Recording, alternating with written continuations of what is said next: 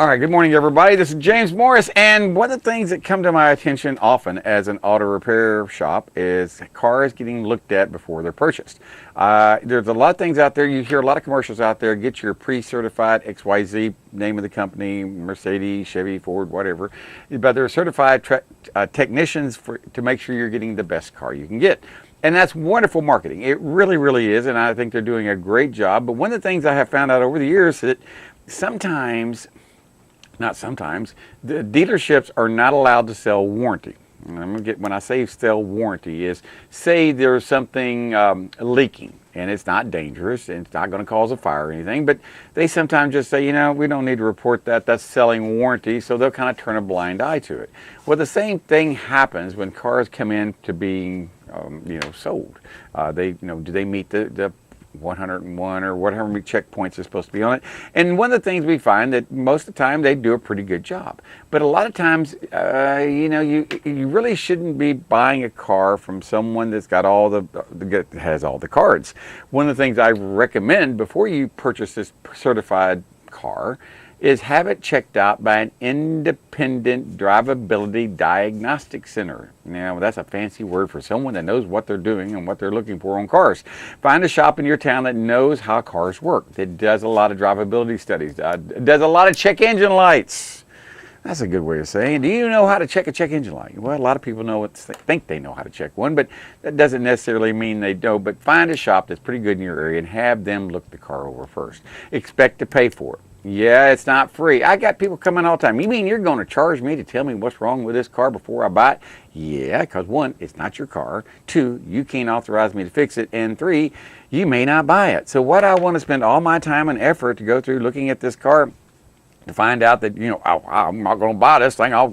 Well, that's exactly what we're trying to get you to do. The money you spend to get the car looked at if you buy the car, it's taken off the purchase price. I haven't found a shop yet that will not take the $100 to $150 off to get a car pre-buy checked out. Yeah, that's a fact. Jack, you're going to spend about an hour to an hour and a half looking at a car. An independent shop will find out everything from the headlights to the taillights and everything in between, such as a Carfax, such as what repairs have been done. Since I'm a Napa Auto Care Center here, everything we have of cars actually goes to a Carfax that when we work on, it's recorded. And other shops have the same thing around the country. So we're able to keep track of records that's been done in independent repair shops as well as being done in the dealerships on this car that matches the VIN number. And that's part of the Carfax out there. So we do all that. We make sure there's no updates on the computer. We make sure there's no recalls on the computer or the car itself, not just computers. But there's a lot of things out there that, well, if you don't know what you're looking for and you don't take the time to do it, and all you're doing is, you may be working, this may be your first job at normally the people that change oil and do pre-buy inspections for cars, getting them ready for the lot to be sold, they're not exactly the top techs. Now, I'm not trying to be derogatory, talk down, and I'm not saying that. I got guys who work for me. That was their job. That was their first job working for dealerships, was prepping cars to be ready to be sold, or brand new cars, or prepping used cars ready to get them sold to the used car lot. Now, we're talking about that was their entry-level job. That was what they were making just a little bit better than minimum wage to do.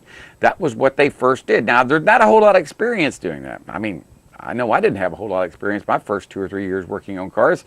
I knew, righty-tighty, lefty-loosey, and that was about it.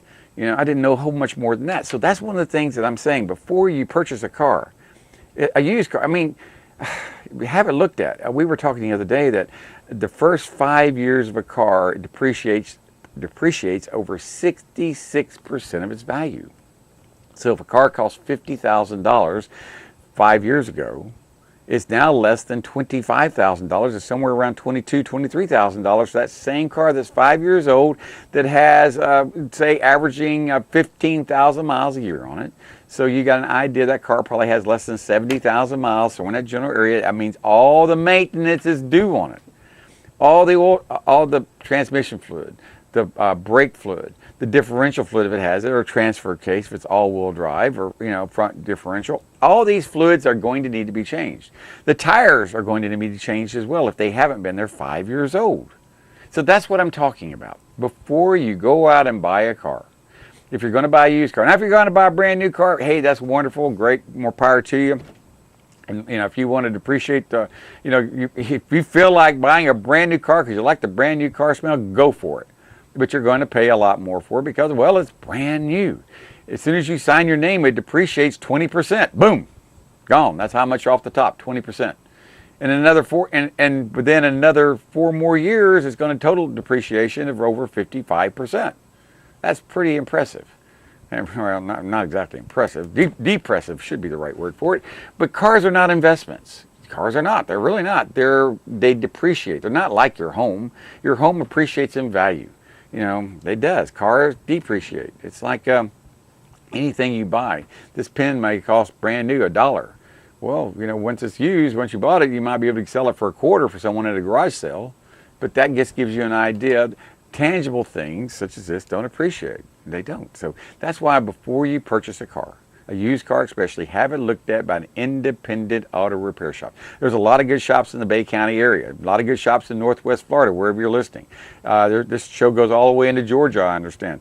Find you the best shop in your town. They're probably going to be the ones a little bit more expensive than the guy down the street. That's because they have all the latest, greatest tools and gadgets out there to be able to figure out what's going on and the latest training. That stuff doesn't come cheap. It really doesn't. It takes a lot of time, a lot of effort, and a lot of training, and a lot of dedication. I got some guys that are dedicated to understanding how things work. That's just because they have an idea. There's a check engine light. That doesn't. They know a lot more than just, well, that's how always wanted to know how that happened. If they don't know how something happens or works, we study it. We go take it 10, 15 minutes and go, okay, how does that actually work? Sometimes it takes a little longer, but most of the time in 10 to 15 minutes, we understand the operating principle behind a certain thing in a car. And how it works and what we're supposed to check for and what it's looking for, because there's a lot of new things that are coming out. If I see a car a brand new car today has lots of bells and whistles on it that I haven't seen yet, such as the collision avoidance or laser cruise control. These are things I have seen, but I'm just giving you some of these things when they first came around. I went, wow, what are these? What does this mean? I got a code for laser control. What's laser control? Is it something out of Star Wars? You hit a button and you shoot the car in front of you? No, it's nothing like that. These things, I had no idea what they were, so I had to actually study and go, okay, what is laser cruise control? How does that work? How does there's just so many things out there that's happening every day. Cars are much safer than they ever have been, but they're much more complicated than they have been. They require to be able to work. I have people all the time say, well, give you an example. I had a gentleman that I know. He says, my Toyota Camry, every time I slow down and take a corner, it dies. And I go, wow. And he says, what have you done about it? And he said, nothing. I'm just going to go on the internet and see what they have out about that, what causes that. And I said, well, is there any check engine lights? He said, yeah, there's check engine lights. I said, well, that might be a good place to start. Why don't you take a look at what the check engine lights are and find out what's going on? Sometimes that check engine light can tell you a lot. It can even tell you if your gas gauge in the back is not working, the float in your gas tank, if it's not working. If it's reading empty all the time and it knows it's not empty because of the amount of pressure that's on it, trust me, it can tell. It'll sit there and go, nah, this ain't right. Throw a code on, make that light come on, because it doesn't want you driving with an empty tank of gas. That can ruin your catalytic converter. Remember, the number one job of a car's computer out there is to save the catalytic converter. So everything is designed to keep that catalytic converter from going bad. If you got a low tank of gas, so it's almost out of gas, and all of a sudden your fuel pump works and it's pumping gas, and all of a sudden it doesn't have any gas and it stops pumping, and then it starts again, you can actually overheat the catalytic converter. You can actually get it where it's supposed to be, then all of a sudden it drops it and it starves it, and it's getting a lot of air pumped in it, and it goes, oh man, there's a lot of air going in there and there's no fuel, so it's kind of cooled down. All of a sudden fuel comes back to it. Now you got a lot of air, the fuel hits it, and man, you just went from hot to hotter real quick. You went from about 1,300 degrees Fahrenheit to about 2,800 degrees Fahrenheit in about 3 seconds. That's about how quick it takes to happen. And when it turns cherry red, sometimes they just melt and become fused together, and that's it. You're not going to have much anything happening. And all bets are off when that happens. But that's one of the things that we tell people before you buy a car. Have it looked at by a professional that knows what they're looking for. Here's something that if you say you got if you got a car that you're wanting to buy and you don't know much about it, and you're mechanically inclined, and you say, you know, look, I got a scanner, I know how to read codes, I know how to, you know, I've been working on cars a long time. I mean, I have too. Where would I take my car? I take it right here. The first thing I do is I go to Onboard Diagnostics, second generation. That's what every car has to have. Plug it in and go to the generic setting. And I look at system readiness monitors. That's right. You can do this yourself. You go to system readiness monitors and make sure they've all run. If you go to system readiness monitors and you find 4 are incomplete, 4 have run, that tells me someone's cleared the codes recently trying to hide something or trying to fix something. Now that doesn't necessarily mean that there's something wrong, but it's a red flag. When someone brings me a car, I'm going to repeat this, and all the system readiness monitors have not been run.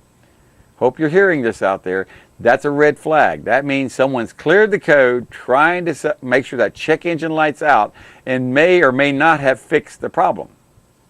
That's right. So go get it checked out. The $100 to $150 you spend to get it checked out at a diagnostic repair shop will more than offset that problem. If you put in the writing, I will buy this car, but if I get a check engine light in the first 30 days or whatever for this area, say catalytic converter hasn't run, catalytic converter readiness monitor hasn't run. There's about 8 areas. You can say the EVAP system hasn't run, the catalytic converter hasn't run, and the EGR hasn't run. Any of those 3 systems, and now tech can do this for you, any of those 3 systems, throw a code in here. You know, after I buy this car and the check engine light comes on, I would like for you to fix that problem. That's the only reason I'm buying this car, is because there's no problem in that area, there's no light on. When you do that, 2 things happen real quick. Either they fix the problem or they say thank you very much and walk away from the deal. Because a lot of times, remember, used car lots, new car, they're in business to sell cars. They're not in business to, you know, not to sell cars. That's what they're trying to do. They're trying to sell a car. You know, and sometimes things get overlooked or pushed to the wayside or turned a blind eye. That's why I say get your car that you're fixing to buy, your used car, a pre-owned car, have it looked at by a professional, independent, drivability shop out there that knows what they're doing and can look at 1, system readiness monitors. Very first thing you need to look at. 2, fax report. What do we call that? A Carfax. Get a Carfax report. That doesn't tell you everything, but that's a good place to start. And that's the history of the maintenance history. Get those things put together at a shop. Those right there help. And have them do a thorough inspection from headlights to tail lights and making sure everything is working like it's supposed to and what's not working. One of the things I even tell my guys to do on a used car lot is to do a parasitic drain. You'll be surprised how many cars, people get rid of cars because it lets a battery go dead. They can't keep a battery up on it more than a week before it goes dead and have to charge it up. They go through alternators and batteries left and right. So finally they throw their hands up and get rid of the car. Well, they don't know what they buy, and then next thing you know, you got a car that's got problems. So check for parasitic drains, check for system readiness monitors, make sure everything's working like it's supposed to and everything works like it's designed.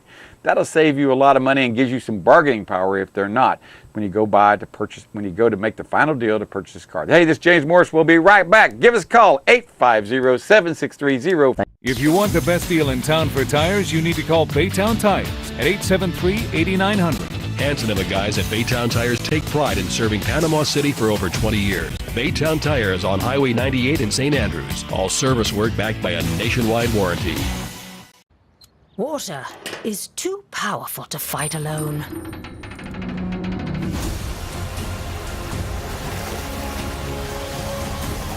Mr. Router Plumbing. Sink, shower, and toilet emergency drain services. Part of what I'd like to let you know is what we do and how we work our system. Basically, we've got about 700 stocking dealers scattered around the 15 counties here in the Big Bend area of the state.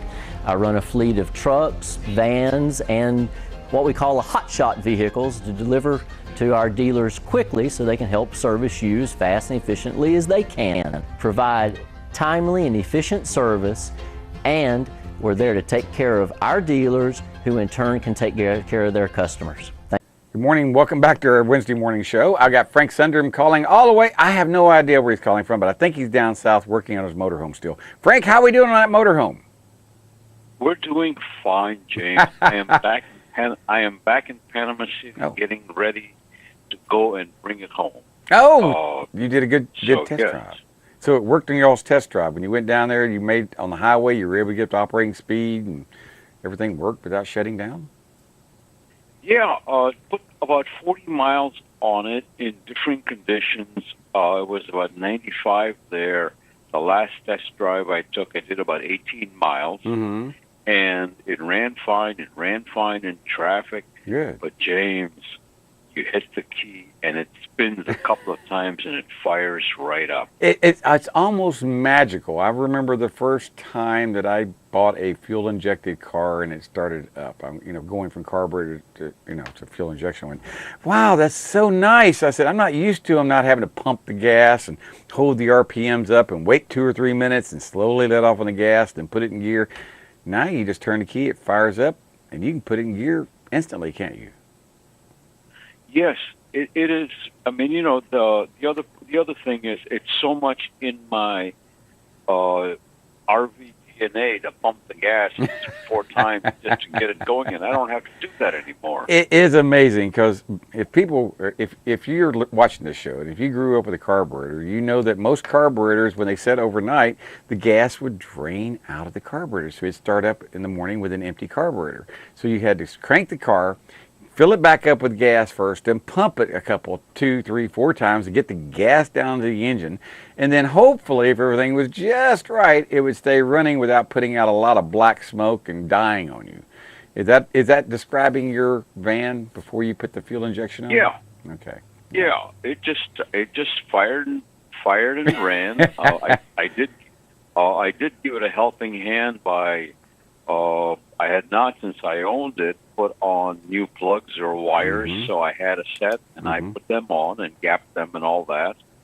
So I'm sure that helps, but, I'm just trying to keep myself on the road at all times. Now, just curious, what input sensors to the computer did this kit come with? You told me it came with an oxygen sensor, at least one oxygen sensor. Yeah. And does it have an engine temperature or engine coolant temperature sensor or an air temperature sensor or both? Oh, it has an engine coolant sensor. It actually uses the one.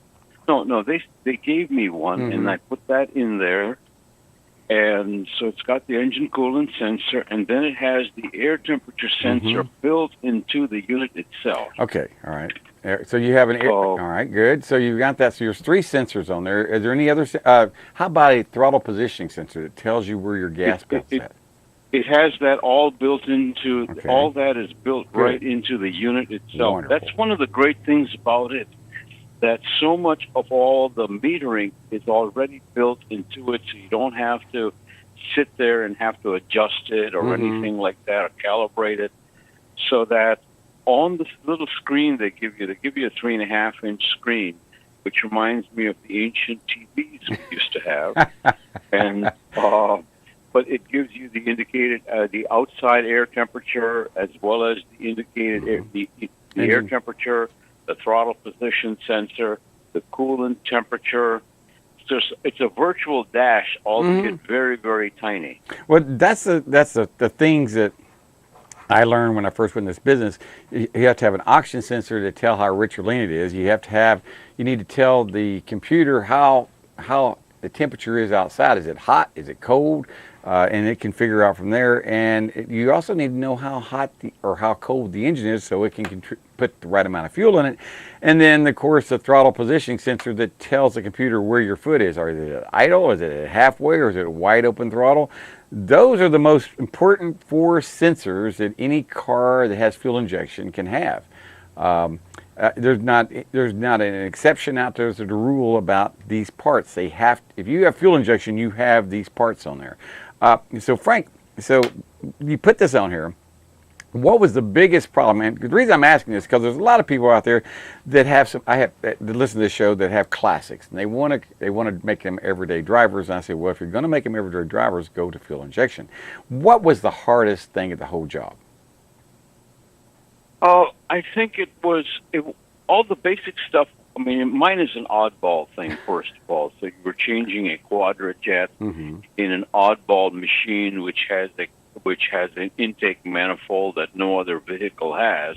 Sure. And so you had to have an adapter plate, and then the adapter plate added, and then you have the adapter plate, then you have the unit, and then you've got to adapt the air cleaner, because it has to go underneath a hatch that sits underneath the floor of the cockpit. So you lost a couple of inches of height. That is a problem. Were you able to successfully get that snorkel to work?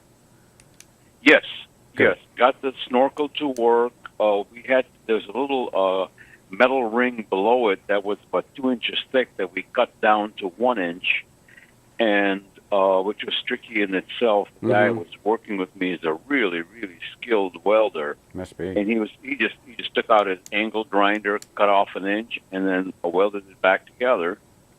And it got it there, and then we just plumbed it. And as I think I told you on Monday, we then adapted an aftermarket air filter. And the thing about the aftermarket air filter is that you forget very, very quickly how much time manufacturers spend on getting the intake not to howl under wide open throttle. Yes, sir. Yes, sir. It does howl, does it not? It'll scream. Yes. And so I am going to go to the used car junkyard place and look for a air filter from either something like a Ford Expedition or a Suburban with a 454 that I can adapt to it, that will both give me a paper filter, which I appreciated you bringing out, the difference between that and the oiled filter, as well as it would quieten down the intake considerably from its howl, which is fun. But after a day of driving, it's no fun. No, it's not. When we're 16, 17 years old, we used to turn our air cleaners upside down. We get that howl. Now I try to figure out how to coat it with foam if I had to, where I don't have to hear that howl. I hate that sound. To me, it sounds like the engine's straining, and I really don't want to. And people don't want to hear that. But that howling sound, now you're trying to put another filter that'll tuck down. You've got to be able to tuck it down underneath the dash, underneath to the side of the engine. Is that what you're doing with it? Putting the air filter to the left or to the right of the engine? Is that I'll probably go somewhere to. I've got enough between the engine and the front bumper. There's about 2.5, 3 feet. Okay, yeah. So there are plenty of places to hide a air box and then duct it back to there. I was sitting here thinking about one of the things that might work. General Motors vans, they have a snorkel and an air box that hooks to the very front of to the radiator support, goes through an air filter, a mass airflow sensor, and then has a downturn that goes on top of the on top of the throttle body. But it's only about the size of a 2-barrel carburetor. That's the only problem. I'm sure you got about a 6 to 7 inch opening. Is that what you have to cover up? It would be like a regular 4-barrel carburetor, so I would imagine it's 4 or 5 inches in diameter. That's going to be the tricky part right there. The biggest thing is if you can find an adapter that will seal over the throttle body, then everything else you can plumb. You could make all that, even if you had to do it out of PVC or whatever. Biggest thing is you need a tight fit on top of the throttle body and a tight fit on the air cleaner, and then you can plumb it any way you want to. Try to keep sharp angles out of it, but you could run even clothes dryer, something like a clothes dryer vent, something that that's probably too lightweight, but something, because all you're trying to do is keep the sand out of it. That's all you're trying to do. And but if you could put something on this heavy plastic, that would probably help absorb that noise. I think you're on the right course. I think that's a very good option you're going with, by finding a snorkel. Because you said it was too high. Once you put that adapter plate on there, now your carburetor was sticking up an inch or so higher, and you couldn't put the cover back on. That's the biggest drawback. Yeah, it is a drawback. Can you make could you make your cover taller? Would that cause a problem? You could, but then you lose the cockpit flat floor, which is one of the charms of that cockpit. Yeah, that's true. But I don't see that as being a big problem. The snorkel seems to move enough air, but it's going to be the filter box that's going to be the next thing. It's going to be the hard part. Yeah, but I think, how do you say, a visit to the men's mall, which I haven't made very often recently. I need to go there. There are a couple here in Panama City that I can go shopping at and find what I need. There's two that I can think of. One, Van Horn's Auto Salvage, 763-4000 is their phone number. And the other one's Pick and Pull. Pick and Pull, you pay $2, you go down there, and you can see just about, I go there. I had to go there yesterday. I needed an injector pigtail, so, to plug into an injector. Yeah. I said, well, the manufacturer wants to sell me a harness for $800. Let me go to Pick and Pull. Went to Pick and Pull, paid $2 to get in. Then I had to pay another $4.02 for the connector. I said, that's well worth $4.02. It was well worth it. Got the customer, saved them a lot of money, and got the car fixed. So, yeah, you can go there and pick up some really good things. To me, like you said, you call it the men's mall. I call it like a big toy box. I mean, there's so many things in there. That, your fuses and relays. Oh, man, I can do this with that. And next thing I know, I got a pocket full of this stuff, and I got $20, $30 worth of relays. I'm going, what am I really going to do with all this stuff? But I got it. Just in case I need it, I have it. But yeah, I'm glad you're going to be bringing the car back up here. I'm glad. I want to see it all said and done when you get up here, how well it runs. And hopefully you'll pick up a little bit better fuel mileage than what you were getting, because you were getting, a whopping, 7 miles to a gallon? 7, 8 miles to a gallon. So I'm thinking that I don't know whether it'll appreciate much, because you're still moving 12,000 pounds down the road, and you're kind of going against the laws of physics. But I'm just more interested in just more predictable running than anything else. Dependable driving car is, very rewarding. Just to be able to start the car up and go from point A to point B without breaking down that's a nice feeling. It's not so nice feeling when you're driving it and worried it's going to break down when you're between here and nowhere. and that van has been between here and nowhere a lot of times. I'm sure it has been. But Frank, we got about a minute. We got about a minute left. What would you like to tell someone who's thinking about converting a carbureted car to fuel injection? What would you like to tell somebody? For advice. I would tell somebody, regardless of what all the videos on YouTube said, it's not a 2-hour or 4-hour process, but rather give yourself several days to do it, unless you've got a NASCAR crew working with you. Okay. Well, I have no argument there. I've seen cars that, the book says it takes 3 hours to do that, and I said, 3 hours on what planet? There's no way that's going to happen. I know exactly what you're talking about. Really, that's so true. We see that all the time. The book, we use book time, flat rate time, and they'll say change O-rings on a car, or the injectors, 5.9 hours. I said, where'd they get the 0.9? Can't they just make it 6?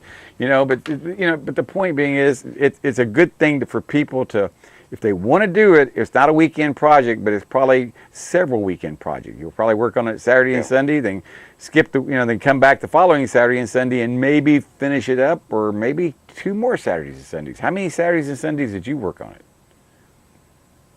I think altogether it probably took over a 3-week period. I think it probably took 3.5, 4 days. That'd be about right. If you're